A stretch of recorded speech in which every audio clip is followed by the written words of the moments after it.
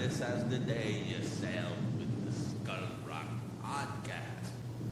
Proceed at your own risk and mark well me words, ladies. Dead men tell no tale.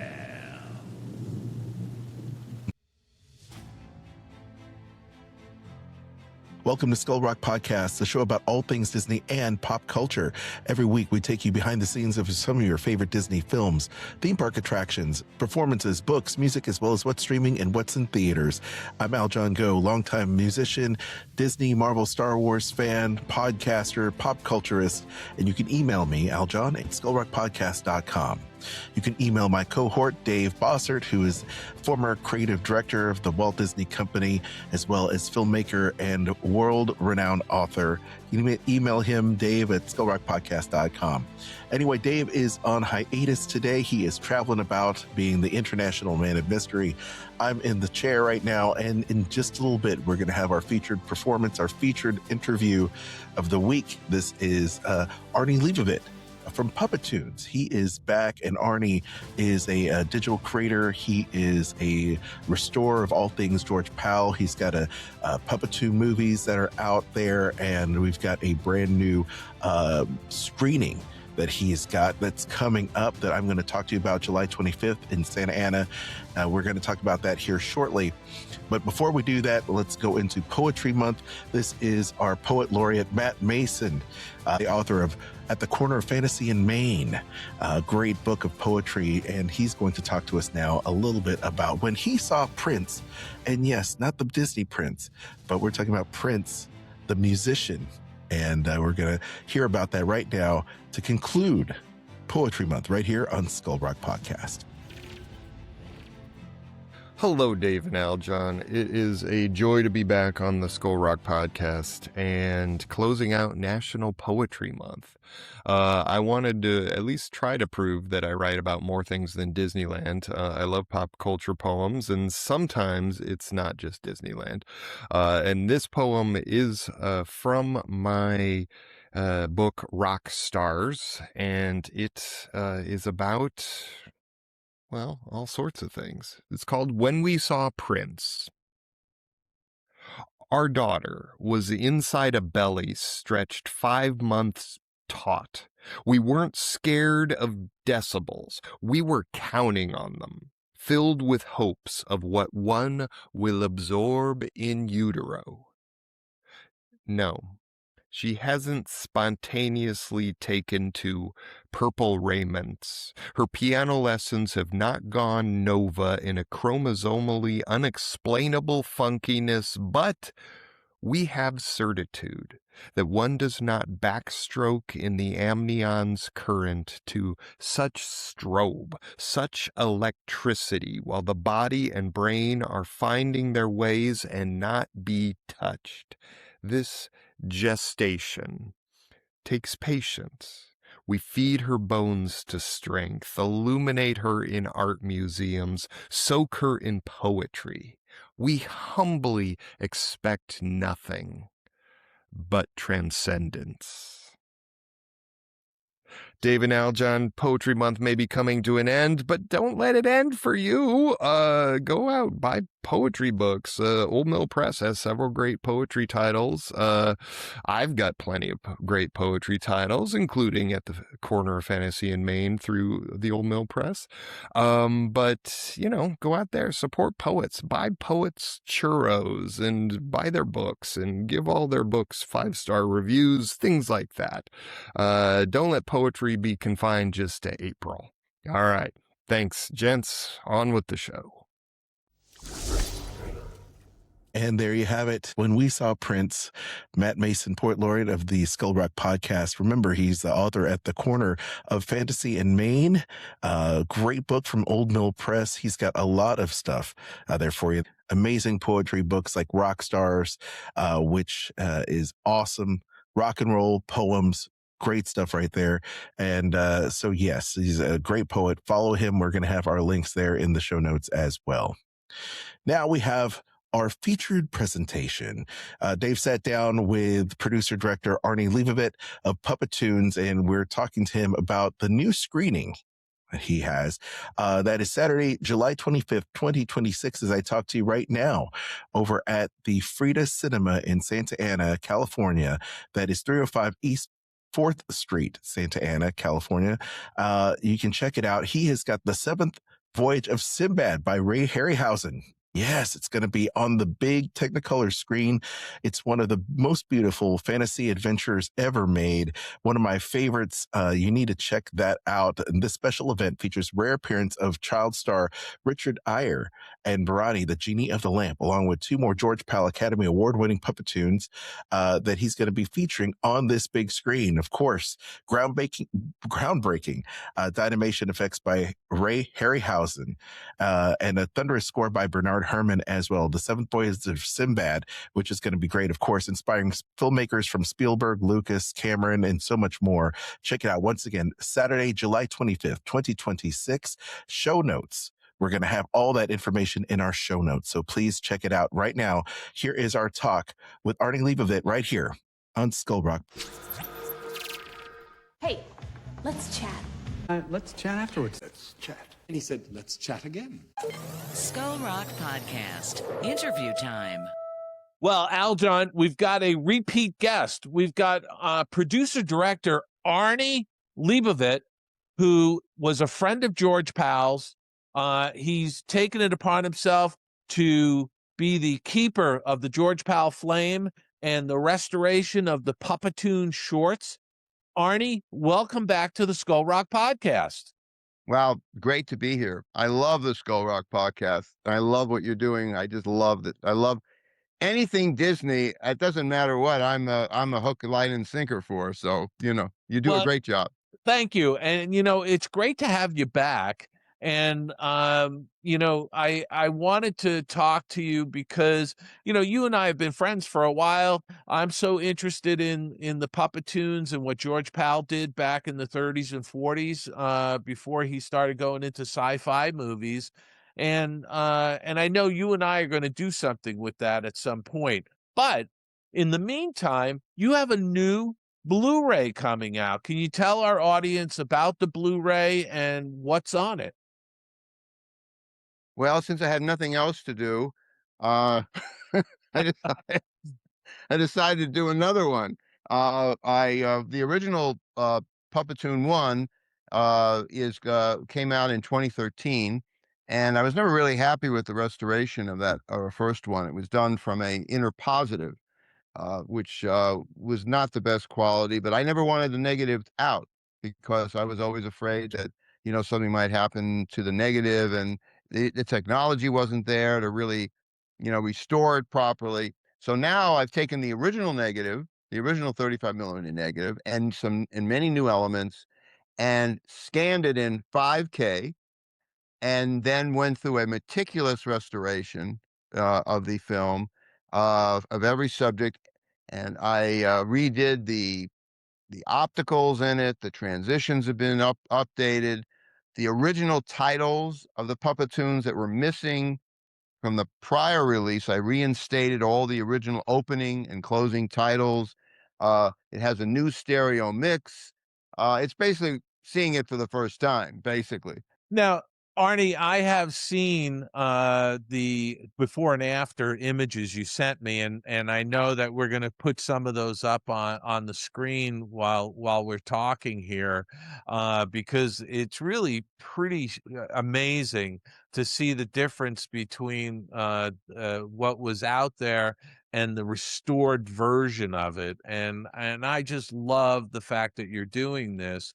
The one thing I want to touch on real quick here is the original titles, because so often shorts were released with certain titles on the front end of them and certain credits, the originals, and somewhere along the line they get changed because maybe they were put on television, they were compressed or shortened or whatever it was. The aspect ratio was changed to fit TV in the early days. How did you go about finding those original titles? Well, I had to go back to some of the original negatives. What happened was there were some rights issues and all sorts of things which kind of forced me to kind of remove them at the time. And I just had to go back to the original source material in many cases just to find them and redo them, basically. And it was something. It was a lot of the audience had been asking about it for many years. It's something everyone was saying. Where's Tubby? Where's John Henry? Where's Tulip Shall Grow? So I was very happy to do that. And since I've been restoring these films, it's been like unbelievable. I mean, I've been accessing original successive negatives and original things that I hadn't seen in years. And for me, it's a revelation, really. Now, let me just interject here because sometimes our listeners might not know what a certain thing is. So, a successive negative was essentially a black and white negative that had 3 color records for each frame, right? Correct. So Correct. when they were shooting, they were exposing essentially 3 black and white frames that were going through 3 different colored filters. Am I correct on that? Right, and then they used various dyes to join them together afterwards, and it was a dye process. It was the famous Technicolor dye process. Yes. It's a very intricate process and And very very expensive. time consuming and expensive. Very expensive. And some of your listeners may, if you want to go online, there's some wonderful videos that the Eastman House in Rochester, New York, have created, which shows you what the dye process was about and how that was actually done. It's kind of mind-boggling because the rooms themselves where they did the dye process are like warehouse rooms just to do these films. I mean, the end of the day, these Technicolor negatives are really almost works of art. I mean, literally, they even describe these Technicolor movies as works of art because you can't replicate that. Again, you can never replicate the look of those films. And it's worth pointing out too that when they came up with that Technicolor process, Walt Disney very shrewdly had the exclusive for animation, starting with Flowers and Trees, which won an Academy Award for short subject. So he had that Technicolor process locked up for a couple of years before other people could use it. What's interesting is George really was the first one to use Technicolor, but it wasn't called Technicolor. It was called Gasper Color. There was a fellow in Europe named Gasper who created the first Technicolor process. George was actually making Technicolor called Gasper Color films in the 1930s, long before he came to the United States. And then he switched over to Technicolor. But you're right, Disney had the lock on it in the United States at that point. But then George became the first one to use Technicolor for stop motion animation afterwards. So it's kind of interesting. And when you see these films in Technicolor, it's unlike anything that can really be described. You have to see it with your own eyes Yeah. to see what the colors look like, the depth, the detail. It's I mean, really the vibrancy, and I guess the best example in live action is Wizard of Oz when it goes from the black and white portion to the full color when Dorothy arrives in Oz. that's Right? right. I mean, Right. that blew the socks off of audiences when they first saw that in the theaters, right? And that was really a demonstration technique that they used. And you think about how innovative that was at the time when The Wizard of Oz came out. Wizard of Oz was not a big success when the movie was first made. It didn't become successful until it went on television in later years. But when you think about what they did to introduce the audience to color Yeah. using that black and white sequence, it was like, whoa. That was the whole idea of that, was the audience is going, wow. And that really made a difference. And similarly, what's also interesting is I've talked to people who saw Puppetoons back when they first came out in the 1940s in movie theaters. Yeah. I have friends of mine with the Library of Congress and other places whose parents were alive to see them. Floyd, by the way, Floyd Norman, who was in my documentary, talked about it. They were mind blowing. I mean, to see them in a movie theater, you have to remember the audience is going to a movie theater. They see black and white movies, mostly black and white films, Right. musicals and westerns and dramas and so forth. And all of a sudden, a color Puppetoon comes up at the beginning of the evening's affair because they usually showed a short subject, a newsreel, a feature. Sometimes it was 2 features. So when a Puppetoon And by the way, the newsreel was black and white newsreel was black and white, because every color was too expensive, and those were throwaways, it right? was They showed them for a week, and it was gone, and they made another one for the latest news. that's right. And to do something in color was a big deal and very expensive to do. So the people I've talked to, the old timers that I've talked to when they were alive, and some recently, they couldn't believe it. I mean, they're looking at this thing. Not only is it in Technicolor, but it's in 3 dimension, no less. I mean, 3 dimensional animation Yeah. was something that was unheard of to begin with. No one ever did it in the United States before George did it. It never existed. Today it seems more common with CGI and all the rest. But can you imagine an audience in 1940 going to a movie theater and suddenly a 3 dimensional Technicolor Puppetoon comes on the screen? It was like awe-inspiring. The audience couldn't believe it. They couldn't wait to see another Puppetoon. They were so successful. They were as successful as Mickey Mouse cartoons, Yeah. literally at the time. Yeah. And it was really a sensation. And that's kind of what these capture when I do these screenings. And of course, the new release that I've done and all these restorations, you get to see this now. You get to see what some of these things look like, Yeah. which has never happened before. It's Yeah. like a first. Now on the new on the new Blu-ray, do you have the new documentary on there as well? Yes, I Yes. included it. Okay. It's an extra. And how long is the documentary, and who are some of the people you've interviewed? Well, it's about an hour long. Mhm. And I have Joe Dante, Floyd Norman, of course, Yeah. animator Floyd Norman, Bob Kurtz, uh, Kurtz and Friends, Phil Tippett from ILM, Mhm. Dennis Murin, who was the special Yeah. effects, Oh, visual effects guy at ILM. yep, He's very well known. 8-time, 9-time Academy Award winner. A very Phil, nice guy too. real nice I've met guy. him a few times. He's a wonderful guy, and he was great. They're all fantastic. Mick Garris has an appearance, and some of the people that actually worked on the Puppetoon movie, a couple of people that worked on the film are in it. And all around, it's very entertaining, and it kind of gives people a little bit of an eye opener of how the film was made.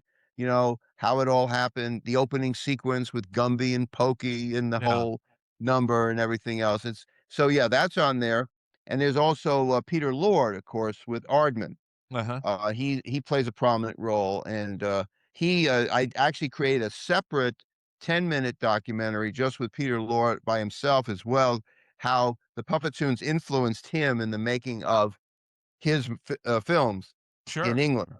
And he was a huge George Powell fan, so that's on there. Plus a lot of newly discovered Puppetoon shorts that have literally never been seen before that are on the disc. So every time I do one of these, I try to do that. Yeah, and so if I'm not mistaken, did George Powell make was it 46 Puppetoon shorts, or In the United States, it was approximately 40 to 45 shorts, I believe. okay, And he does in the United States. Before he came to the United States, he probably made another 40 or so in right? Europe.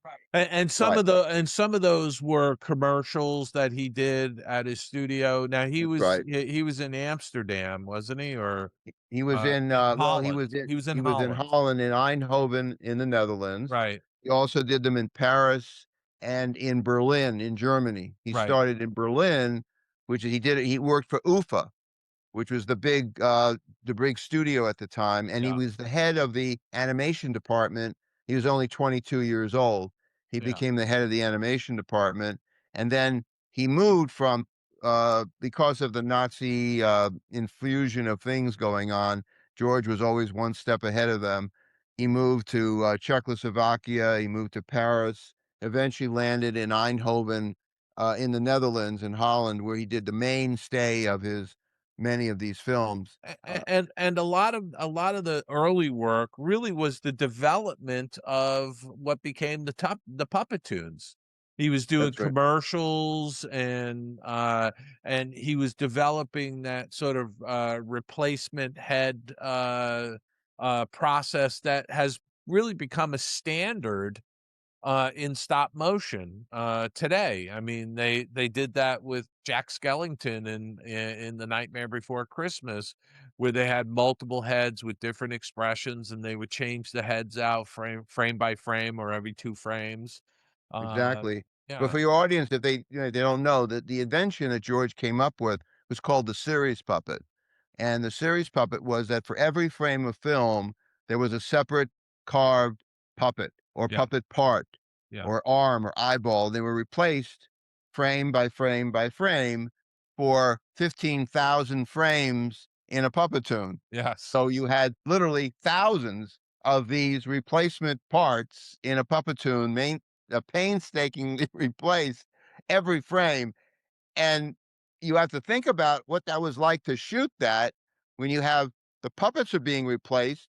You're shooting in Technicolor. You're doing 3 frames for every single frame that's being replaced. So if you've got 15,000 frames, you're talking about maybe 40,000 frames that are being shot. In, maybe in an afternoon or a day, they maybe got wait, a 10-second shot, by my calculation, it would be 45,000 frames. At 45,000 frames. 15,000, single frames, it turned into 45,000 frames, and imagine that for a feature film, because the feature film would be 3 times the length of the feature if you had 3 separate color records per black and white frame, or Yeah, per, there's no not excuse me, per not only color frame. yeah, not only that, but how much time it took to shoot it. Sure. Remember, at that time, Technicolor process was a very slow developing process. You needed a lot of light to shoot in Technicolor. Right. I've heard stories of people that shot on sets like with The Wizard of Oz or Gone with the Wind. They had to use these giant arc lights to Yes. really light up those sets to really get the Technicolor quality. They needed those hot lights. Well, when you did a Puppetoon, you needed that same level of intensity. And why? And what happens when you shoot a frame? It takes a minute to expose it. So every frame takes anywhere from 10 to 50 seconds to expose a frame. Yeah. And then you have to do it 3 times. And then you have to do it, what, 30 to 45,000 times? I mean, we're talking about insane asylum, Yeah. crap. I mean, it's unbelievable what people had to do to make it. But at the end of the day, the result is incomparable to anything that we see today. I don't care what they try to do. They'll try to copy it 16 ways from Sunday, but nothing will ever look the way the original Puppetoons did. So when you're doing these restorations, because I did a lot of restoration work when I was at Disney on a lot of the classic Disney animated features, are you making judgment calls on how much grain you want to keep in, and are you dialing that up and down, or finding that sweet spot where it's not too distracting, but it's not too slick, where it feels like something's missing? Well, the thing about it is when you're dealing with some of these source material, it's kind of interesting because the level of grain is not as extreme as when you're looking at, say, a print. Some of the successive negatives are much smoother in Yeah. grain quality than actually what you expect or normally expect to see out of a 35 millimeter print. It's really the print stock that added all the grain in Yeah. most Yeah. cases. Well, For it the original became negative, it was a generation removed. Yeah, Yeah. and sometimes it's 2 or 3 generations, depending on how many times they had to go through an inner positive, inner negative Right. stage to Right. get to that. Yes. So yeah, the answer to your question is yes, there's a judgment call on how much to use. I have expert people I work with that do restoration, that do cleaning, and we try not to go too extreme, pull back, and that's I think we find a common place in every film, but everyone is different. Yeah. And no 2 films are the same, no 2 scenes are the same. Right. Everything's different. Yeah. You have to use your judgment. It's a judgment. It takes expertise. And I have some wonderful people I'm working with that are really very professional, that have had a lot of experience doing that. And it's very time consuming. The hardest part, honestly, is the cleaning of the films. Yeah. I mean, the cleaning is really just depending on the source material, it can be a bit of a nightmare. I mean, there's in Technicolor, you had a lot of dye spots that came along. It isn't quite as bad on the prints. You have all kinds of artifacts that come Yeah. up, and you have to clean those off. And I kind of want it to be as, now I don't want to scrub it. I don't do that, but I do want it to be clean. I don't like seeing scratches and spots and specks and things. It's Sure. annoying to me. I Yeah. don't like that. And I think they should be cleaned properly. And that's not what they were intended to be. When George Pal made them, I'm sure that's not what he wanted. He Yeah. wanted it to be as good as he possibly could make it. So that's what I tried to do. Yeah. Um, And are we on camera to see this, by the yeah, way? yeah, because I'm sure we're doing now audio Okay. and video. So So here's the new release. And just for people that might not have known, this was the original release here that came out back in 2013. yeah, yeah. And then this is the new version with it with kind of a spotlight, and it says director's cut. I don't know if you can see that. There's a little bit Yeah, of I can see it. It just we're getting a little reflection. If you looks hold like it up and just tilt the top forward just a touch, yeah, we lose a little bit of yeah, I didn't take reflection. the oh wait, there is no Yeah. cellophane on this one. Oh, anyway. Well, So let me ask you this, because you and I have talked about this over the years. You had the luxury of having still photographs of a lot of the Puppetoons at your disposal, which were essentially color records of the shoots. Am I right? that's right. Yeah, and that was very helpful because we did have a good way to judge, what the colors would be, and we didn't have to go second guessing for a lot of it, and that's unusual. Yeah, It's unusual that they not that doesn't always happen where they actually have the color photography done. Yeah, so I have a whole series of those, which were for all the characters and all the scenes. That was yeah, very, very helpful. And I think we got pretty close to what it should be in every case. While I'm showing show and tell here, this was the second one I did, by the way. This is Puppetoon 2, yeah, which has every one of these has things that the other ones don't have. yeah, Every release has new material. I try not to replicate things. And this one was a Puppetoon 2. This is selling out right now, but it's that's that one. And then after that one, I did this one, which yeah. is Puppetoon 3. I have that one. And this one is, I think, is one of the best. It's got just a tremendous selection of originals on it. It's Yeah, very popular. It won the Rondo Award for the right. best Blu-ray. I remember that. Yeah, best Blu-ray of the year. So that was good. And now this just came out. It's getting some really good attention and reviews. It just was released just a few days ago, So that was and it what I was going to ask you. This was released at the end of April, and it's available where? Where can people buy this if they can't buy it from you? If they can't come and knock on your front door and buy a copy from you directly, where can they get it? Puppetoon.net. Very easy.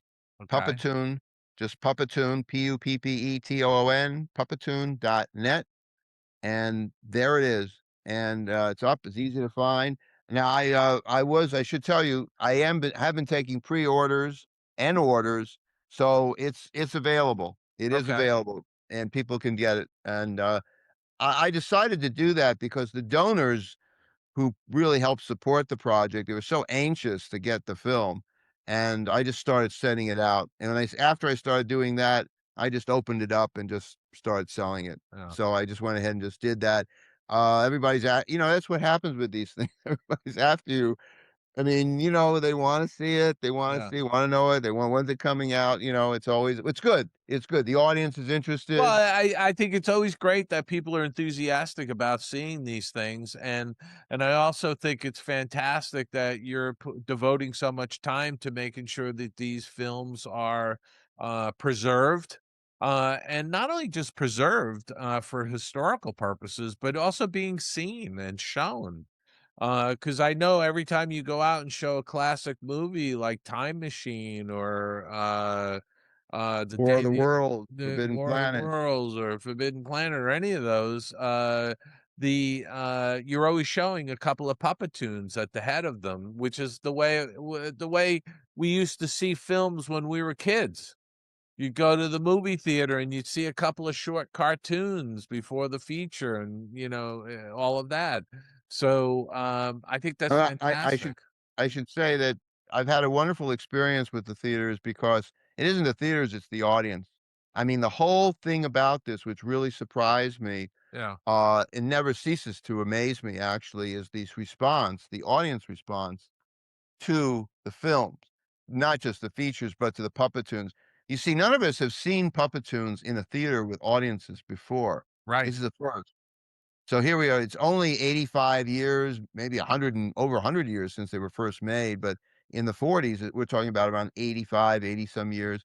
uh Seeing them in a movie theater, the audience just I'm in the theater watching it, and the audience is laughing and they're applauding, and you're seeing what it's like to experience what it's all about, Yeah, what it's like anything. I'm sure it's the same thing with a Disney cartoon. It's not when you're with an audience watching the films, you understand what all that effort was about that they were going through when they wrote those scripts, and right. they were thinking about the audience.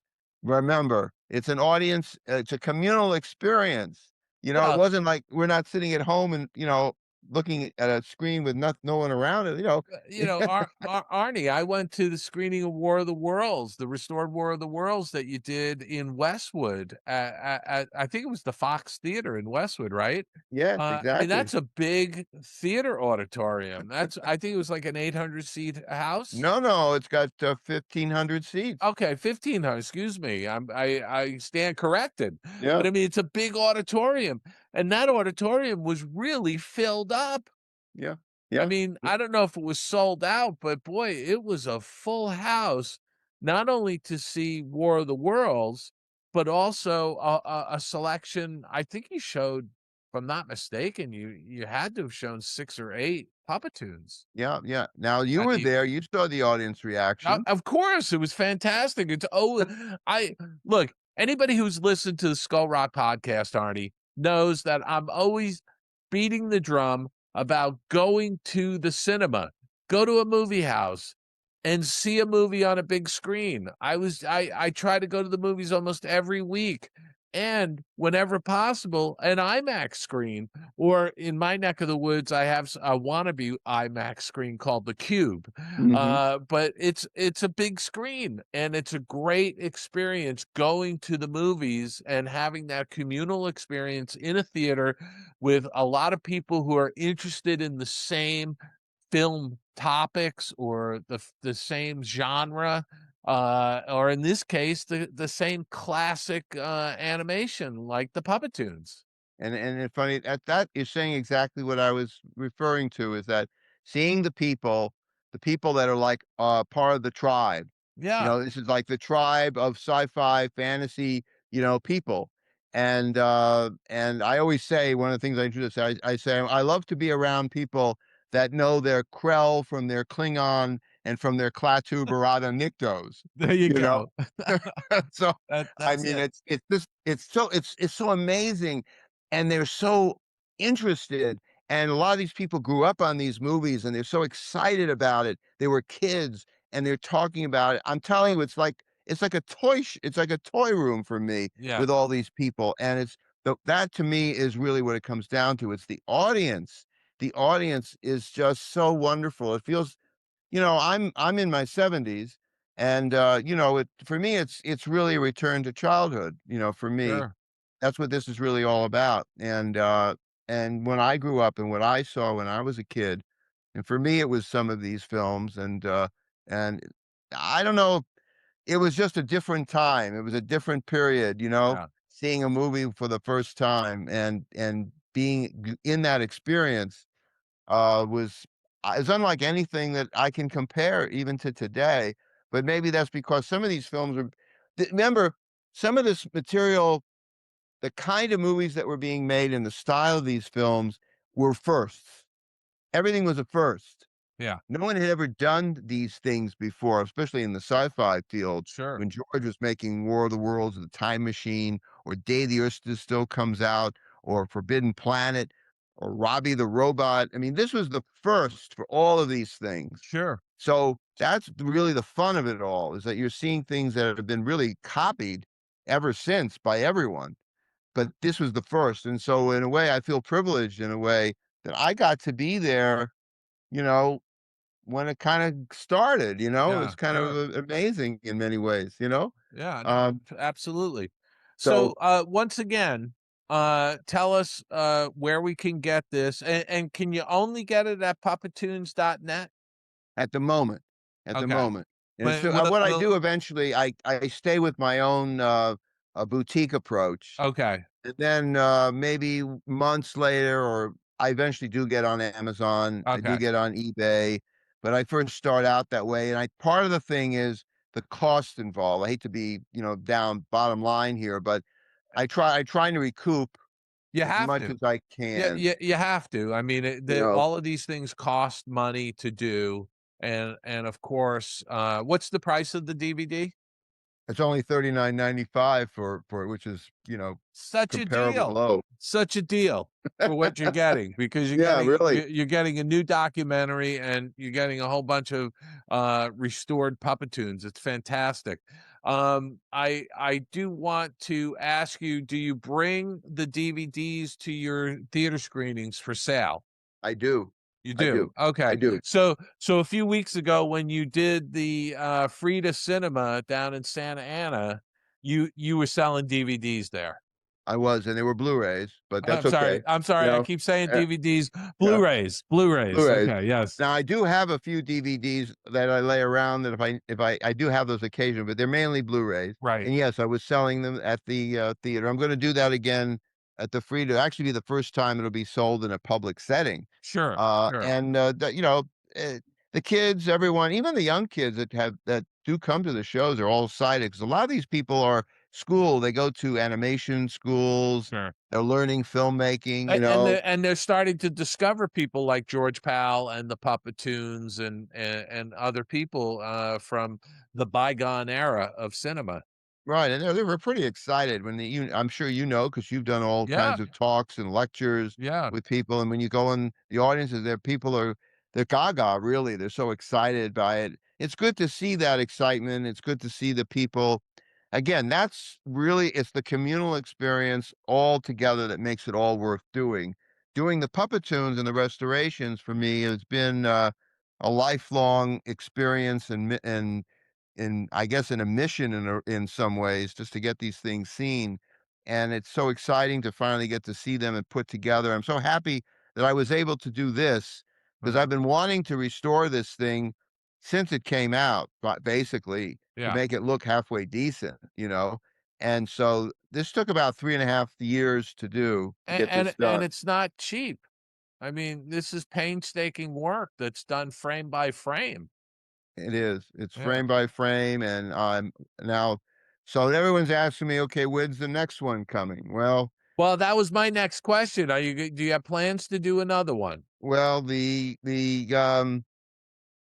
reluctantly, I mean, let's put it, I need a rest. I mean, I do Okay. need a rest. Barbara keeps telling me, okay, is this the last one? Well, there's more Puppetoons. Yeah. So I'm actually restoring Puppetoons right now. I got 4 more successive negatives from Paramount, and I'm restoring them right now, actually. So let me ask you this, Arnie. With all of the mergers and acquisitions happening in recent months, Skydance bought Paramount. Now Skydance Paramount is merging with Warner Warner Brothers. Brothers. How is that affecting getting this type of work done and preserving this type of historical material? Harder, It is. harder. Are people that you were dealing with leaving, being laid off, reorged? What's going on?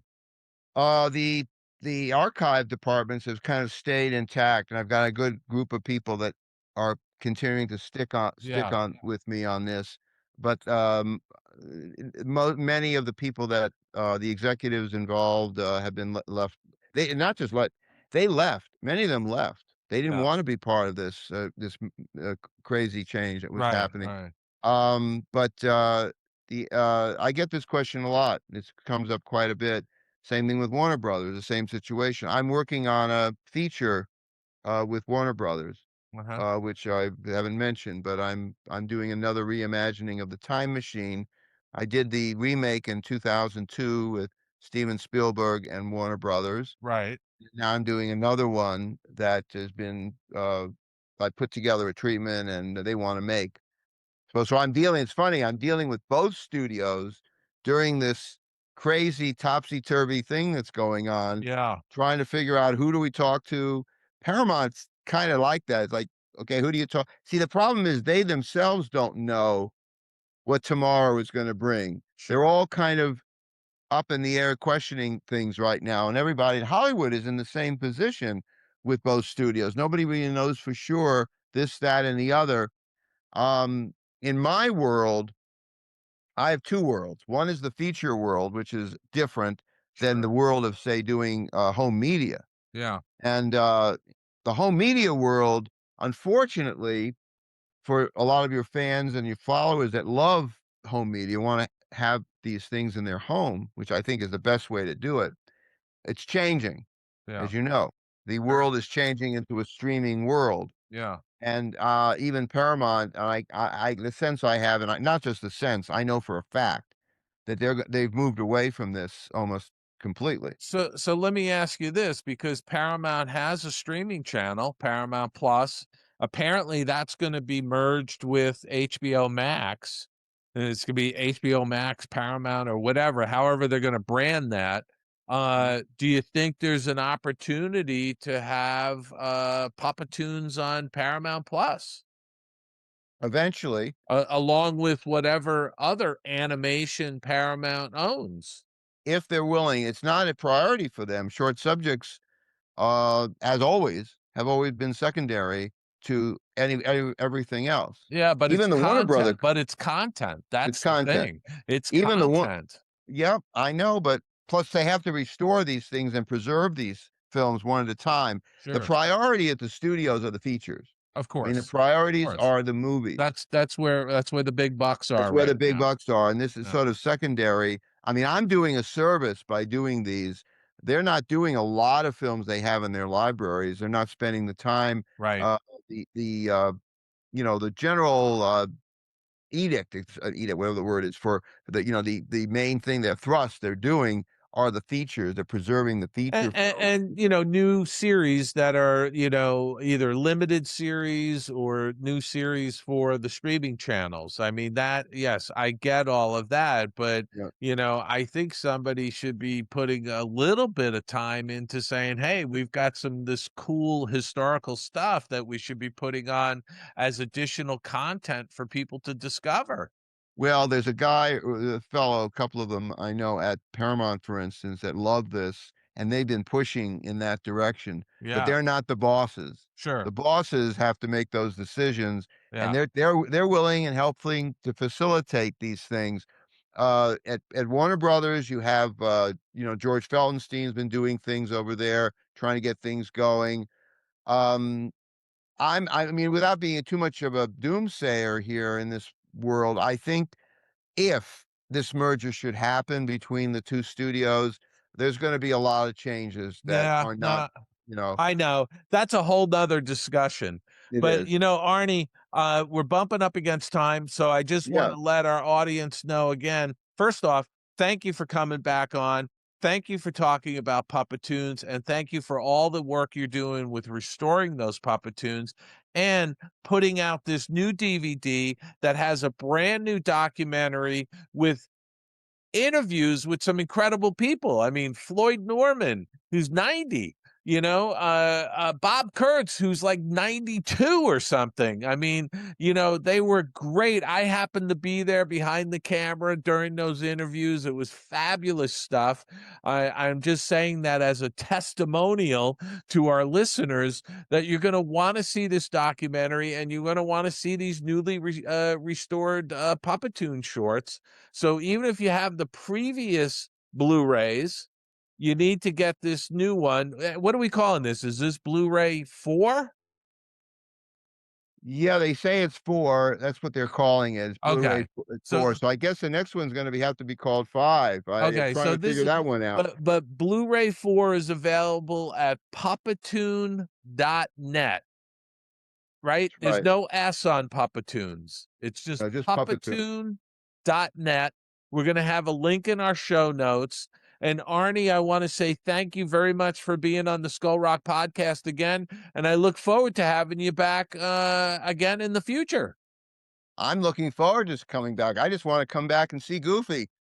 Thank you. All right, Arnie, we'll talk to you soon. Thank you so much. Take care. Bye.